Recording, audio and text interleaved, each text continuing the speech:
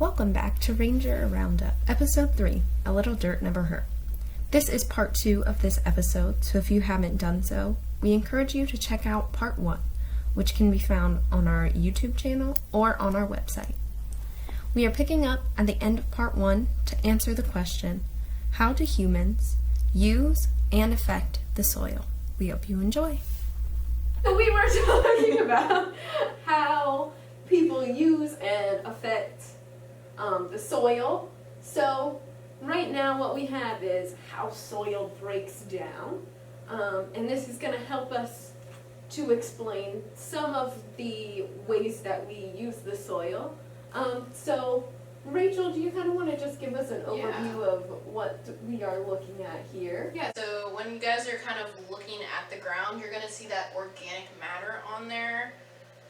And then once you guys actually dig into it, that's what the topsoil, so that's what it's going to help, initially. It has a mixture of soil and organic matter together, so that's what's going to be where your root systems will go down to. And then you have your subsoil, and then you have your weathering soil, and then your solid soil. So those are going to be your parent material, so those aren't going to actually have that organic matter. So this is going to be going deep into the ground, so you guys won't hit that weather soil or solid soil until you guys actually kind of dig really deep down in there. But this kind of helps us visualize that the soil has layers. Exactly. And with these layers, we can use these layers to our advantage in a bunch of different kinds of science. So one of our most obvious ways of using soil layers and rock layers is going to be paleontology. Mm-hmm. So in paleontology, that's where you're finding all your bones and other evidence of animals that lived a long time ago. So paleontologists are going to be people who are finding dinosaur bones, as well as fish fossils, and other kinds of fossils. Shell fossils. Ooh. Yeah, so Fun stuff. I know, right? Really exciting. Maybe some teeth. There you go. Three-toed horse teeth. Oh, yes. Yeah, so you can find a bunch of really cool different things when paleontologists are digging really far down into the dirt and looking through some of the rocks and different levels of the earth. Yeah, and then you can also have archaeology, so that's a really fun one. Yeah, so archaeology is going to be the study of past human cultures by digging and looking for archaeological evidence of different cultures.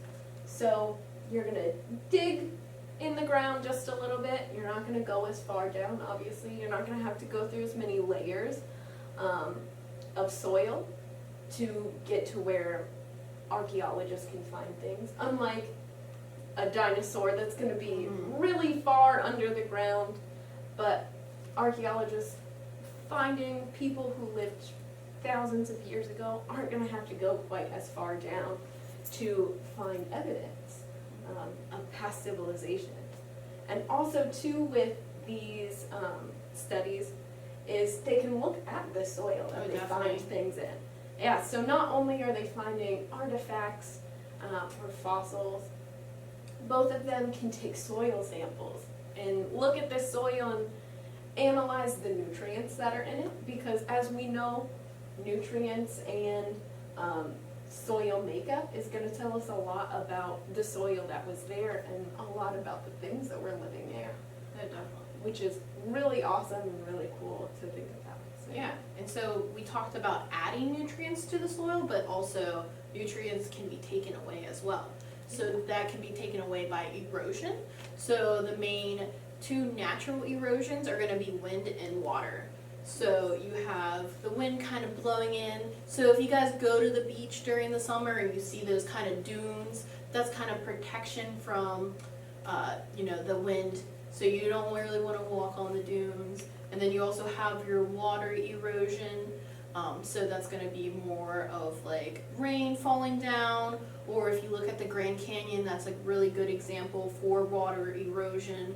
It happened over years and years of water traveling through there, but it slowly kind of broke its way down and now it's a big canyon. So that's one of the forms water will erode. And so we have those, so you don't really want to lose that organic matter up top, because once you lose that, that's when erosion is going to be the most impactful. It's very hard to get back from erosion because it's just very impactful on the land, actually. Oh, that's interesting. Yeah. Yeah. And then for the erosion, I know that there's natural causes for erosion, but there's also man-made causes for erosion, right?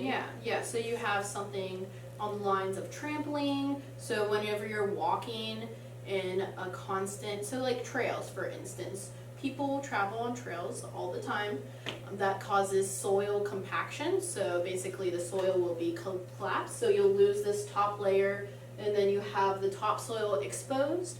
And then you have everything, all the particles that come together. So it's going to be like a sandwich. So if you get a sandwich and then you put all the layers on your sandwich, so like your cheese, your meat, your lettuce, tomatoes, onions, and then you put the two breads, and then you kind of smush it together. That's kind of what soil compaction is. So everything gets smushed together, and then it's kind of easier for that to wash away. So once the rain droplets hit it, it will just kind of just like you getting dust in your hand and then just wiping it away, and that will happen over years of occurring, and that's when you get that erosion to happen. But you also get like social trails and stuff like that, so when people are walking on these trails, just by walking will dust that kind of away, and then that's when you get that kind of trampling and soil compaction. And it's hard for plants to come back from that because they need that. They need these two. They need the organic matter and the topsoil to kind of interact together to get those good root systems to form. And that's why it's hard for a land and like campsites to come back from that. So yeah, it's a lot of interesting stuff. Yeah, so we can definitely do our part to help minimize the trace that we leave on the environment, so we don't take away all that organic material and compact all that soil. It's really interesting. That's when you guys see like Leave No Trace or something at a national park. Maybe it's a good class for you guys to take. You know, it's a very interesting concept, and it makes you very aware of your surroundings in a way. Yeah, definitely. So we kind of talked about layers of the soil and how we can use layers of the soil and how we affect layers on the soil. But how have people used soil in general, not necessarily through layering, but just use soil in general? Yeah, so one of the past kind of time periods that we do talk about are the natives that would have lived during the 16th century, around when DeSoto would have came in here. There was something that they would have done that was called the Three Sister Garden. So this is kind of depicted right here. So they would have used corn as their kind of stalks, and then they would have planted beans around those corns, and then they would have kind of trailed up, and then they would have used squash, like a pumpkin or maybe a different kind of squash. All different kinds of variations are around because different regions, like they have different soils, different seeds do better in different places. So they would have had a different kind of corn, different kind of beans, different kind of squash. Sometimes maybe they wouldn't even have used the squash, maybe they would have just used the corn and the beans. So just different variations. So if you go out to the Great Plains, you're going to see something different than what you would have seen here. So they would have used like a formation like this. And this is actually very healthy for the soil. So they would have actually given back to the soil as well. And they kind of understood the different pollination of these different vegetables. So they would have made sure that they would have known the pollination of the different corn variations they were using. So they would have separated them as well, so they wouldn't actually cross-pollinate. So it's a very fascinating topic to talk about. Yeah, so they definitely were giving back to the soil, but also using the soil for their own benefit, which is kind of what we still do today with gardening.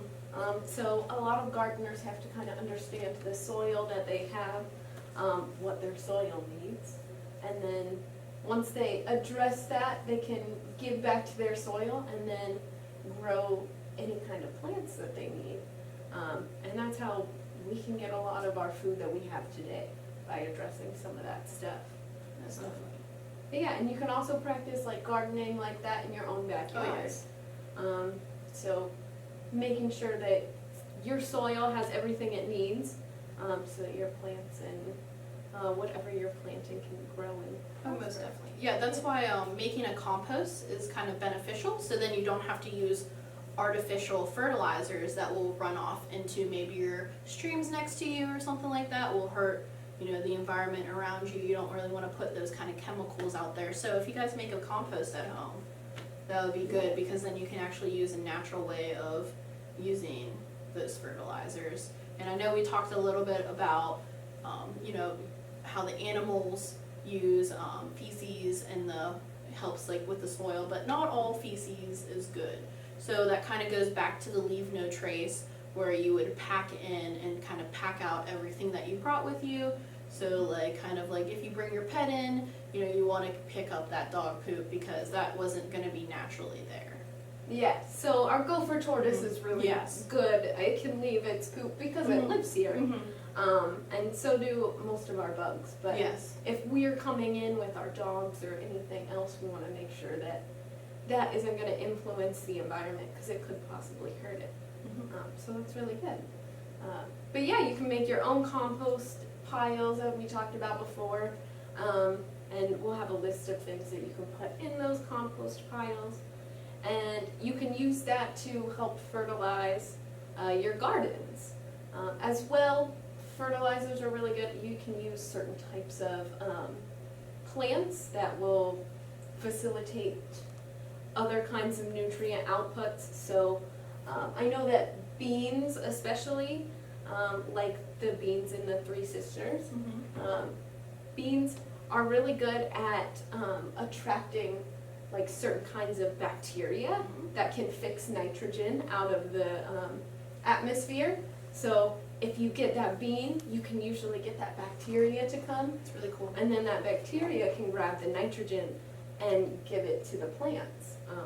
So there's a bunch of different kinds of natural fertilizers that you can use to help your plants prosper. And that's kind of how Mother Nature uses fertilizers as well. So yeah, awesome. All right. Well, I think we're wrapping up for today, but we're Yeah. going to be coming at you guys with episode 4.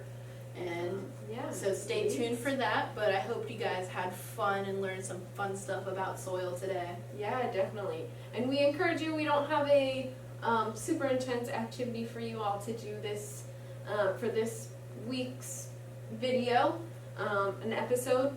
But if you are encouraged to do so, we definitely would love to see some people start their own compost piles. Oh, yeah, definitely. As well as maybe exploring your backyard, seeing if you can find man-made trails or animal trails. So if you see something that kind of looks jagged and not too straight, it's probably going to be an animal trail. And then if you see something that is pretty solid straight path, might be a human one. So, Yeah, definitely. yeah. So, We encourage you to check those out. yeah, we'll be giving you guys some cool resources if you guys wanted to do some composting. So we'll give you some resources to actually start in the beginning steps, because it is kind of a process. Yeah, definitely. But we will see you all next time for our last episode of Ranger Roundup. Can't believe it's already here. It's insane. And That's right. yeah, I think that's Wow. it, right? I did not realize that. I know.